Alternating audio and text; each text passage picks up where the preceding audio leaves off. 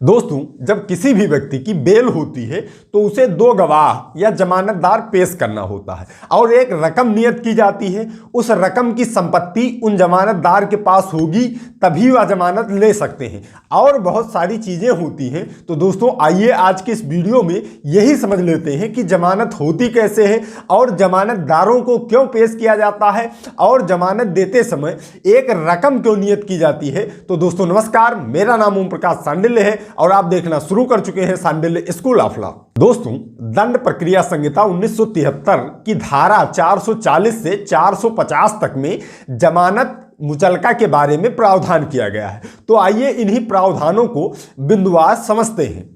दोस्तों, धारा 441 के अनुसार जब जमानत दी जाएगी और उसमें जमानत के लिए जो भी प्रतिभूत राशि की नियत की जाएगी वह अभियुक्त गण को आदेशानुसार जमानत मुचलके के रूप में पेश करना होगा। अब इसको सरल भाषा में आप समझिए। धारा 441 ये कहती है कि जैसे जब आपकी बेल होती है, किसी भी न्यायालय से अगर आपकी बेल होगी तो उसी आपके बेल के आदेश में यह लिख दिया जाता है कि इतने रुपए के कितने जमानतदार, दो जमानतदार या जो भी न्यायालय लिखे, इतने रुपए के दो जमानतदार के साथ आपको बंद पत्र इस न्यायालय में पेश करना है। उसी आदेश का पालन आपको धारा 441 के अंतर्गत करना होता है। उतनी रकम की संपत्ति जिन जमानतदारों के पास है उनको आपको पेश करना होता है, बंद पत्र बनाकर एक उसमें उनको सारे डिटेल्स लिखकर स्वयं साइन करके उसको पेश करना होता है। और उन बंद पत्रों की शर्तों में यही होता है कि मैं बराबर न्यायालय आता रहूंगा, जब न्यायालय बुलाएगा तब आता रहूंगा, जमानत की शर्तों का उल्लंघन नहीं करूंगा, यही सब मामला होकर लिख जाता है। और इसके बाद में आपको उनको जमानतदार को उस बंद पत्र के साथ पेश करना होता है न्यायालय में। वहां न्यायालय उनकी परीक्षा करता है, फिर इसके बाद में वो आपका बंद पत्र स्वीकार हो जाता है। अब बात यह आती है कि न्यायालय द्वारा इतनी रकम तय कर दी जाए जिसकी संपत्ति के लोग मिले ही ना। जैसे अगर कोई न्यायालय कह दे कि 2 करोड़ के दो जमानतदार लेके आओ, तो 2 करोड़ की संपत्ति कहां मिलेगी? आपको ढूंढे मिलेगी ही नहीं। 2 करोड़ रुपए की संपत्ति किसके पास है? जिसके पास 2 करोड़ रुपए की संपत्ति है वो आपकी जमानत लेने आएगा नहीं, तब तो बड़ी दिक्कत की बात है। तो इसके संबंध में धारा 440 में प्रावधान किया गया कि बंद पत्र की रकम मामले की परिस्थितियों का संबंध में ध्यान में रखते हुए नियत की जाएगी तथा अत्यधिक नहीं की जाएगी। यदि इसे अत्यधिक नियत कर दिया जाता है तो बंद पत्र की रकम को उच्च न्यायालय या सेशन न्यायालय द्वारा कम की जा सकेगी।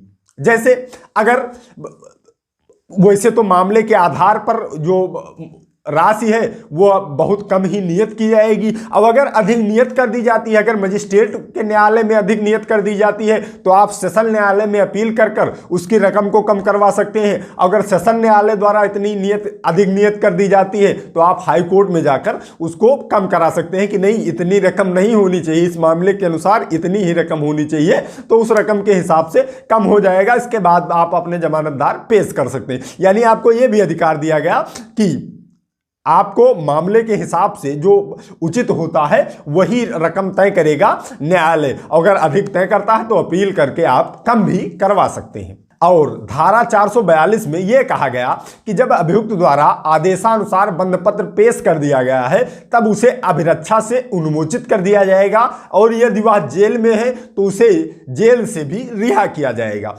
होगा क्या? जैसे अगर जो मजिस्ट्रेट ने कहा या न्यायालय ने जो भी कहा कि इतने रकम की हमें बंद पत्र ला के दीजिए, 2 जमानतदार ला के दीजिए, इसके बाद में जब आप जमानतदार पेश कर देंगे वहां आपका बंद पत्र एक्सेप्ट भी हो जाएगा, तब ये न्यायालय का दायित्व है कि अगर आप जेल में नहीं हैं तो आपको वही न्यायालय से छोड़ दे। अगर आप जेल में हैं तो वहां जेल के जो सक्षम अधिकारी हैं उनको आपको रिहा करने का आदेश पारित करे, जिसे कहा जाता है रिहाई।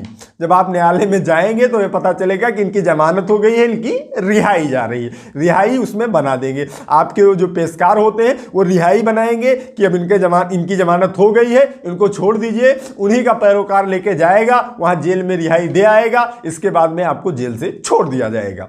अब दोस्तों, एक बात यह भी आती थी कि जैसे अगर न्यायालय ने आदेश किया, इसके बाद में जमानतदार को कोई ले जाकर गलत पेश कर दे न्यायालय में, दूसरे व्यक्ति को खड़ा कर दे, संपत्ति किसी दूसरे की है, ऐसे मामले बहुत सारे आते थे।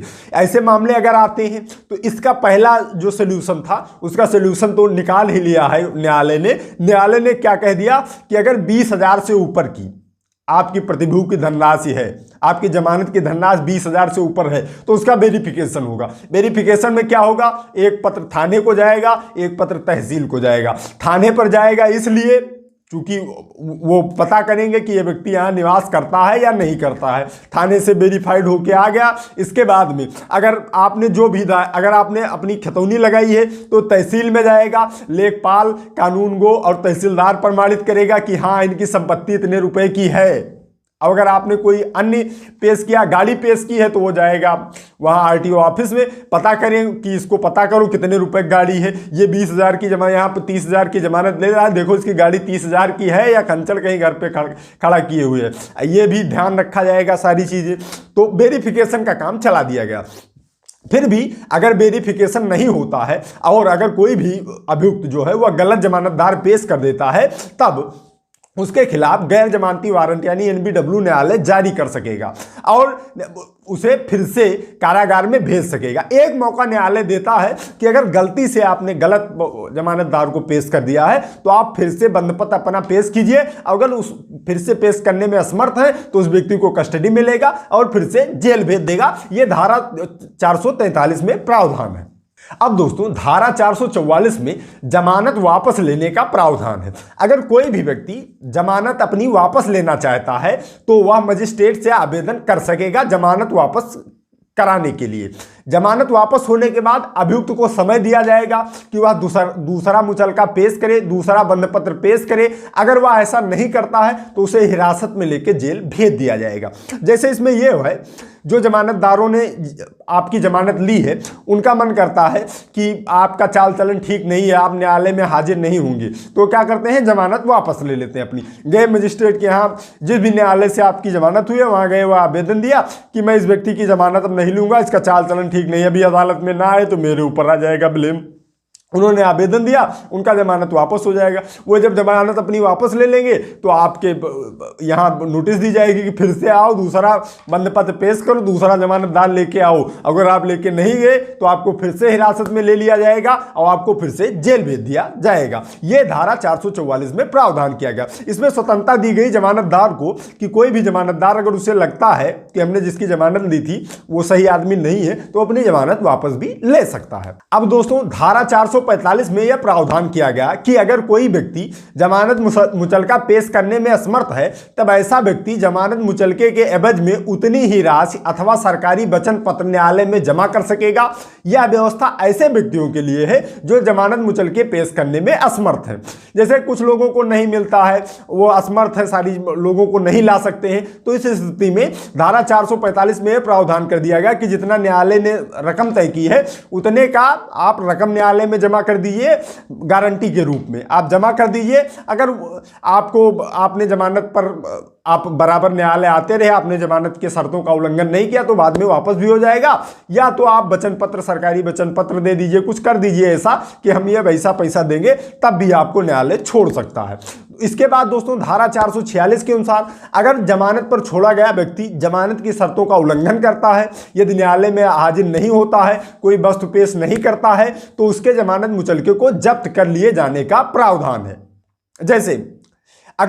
जैसे आप न्यायालय में आपने मुचलका पेश कर दिया, बंधपत्र पेश कर दिया, इसके बाद में आप जमानत की शर्तों का उल्लंघन बार बार कर रहे हैं, तो अगर न्यायालय को ये लगता है कि आपने शर्तों का उल्लंघन किया है, जब न्यायालय बुला रहा है तब आप जा नहीं रहे हैं और अन्य शर्तों का भी उल्लंघन कर रहे हैं, तब वह जो राशि आपसे प्रतिभूति के रूप में उसने गारंटी के रूप में ली थी, उस राशि को जब्त करने का भी अधिकार धारा 446 में दिया गया न्यायालय को कि वो जब्त कर लेगा। जैसे आपने अगर 20,000 का मुचलका पेश किया और आपने नियम की शर्तों का पालन नहीं किया तो आपका पैसा हजम कर लेगा। अगर आप बाकायदा नियम व शर्तों का पालन करते हैं तब वो आपका पैसा हजम नहीं होगा। तो दोस्तों उम्मीद करता हूं कि आप लोगों को क्लियर हो गया होगा जमानत मुचलके के बारे में, जमानत के बारे में, जमानतदारों के बारे में कि कैसे जमानत का पूरा प्रोसेस होता है और आखिर जमानतदार पेश क्यों किए जाते हैं और किए गए हैं तो कैसे पेश किए जाएंगे, और अगर पेश भी हो गए हैं वापस कैसे लेंगे, क्या होगा, कब व्यक्ति जेल जाएगा, सारी डिटेल मैं उम्मीद करता हूं कि आप लोगों को समझ में आ गया होगा। तो दोस्तों आज की इस वीडियो में इतना ही, मिलते हैं अगली प्रॉब्लम सॉल्विंग वीडियो में। तब तक आप सभी लोग अपने स्वास्थ्य का ख्याल रखिए, कानून की जानकारी, अपने अधिकारों की जानकारी इस चैनल के माध्यम से लेते रहिए, मामलों से बचकर रहिए। I love you all. जय हिंद, जय भारत।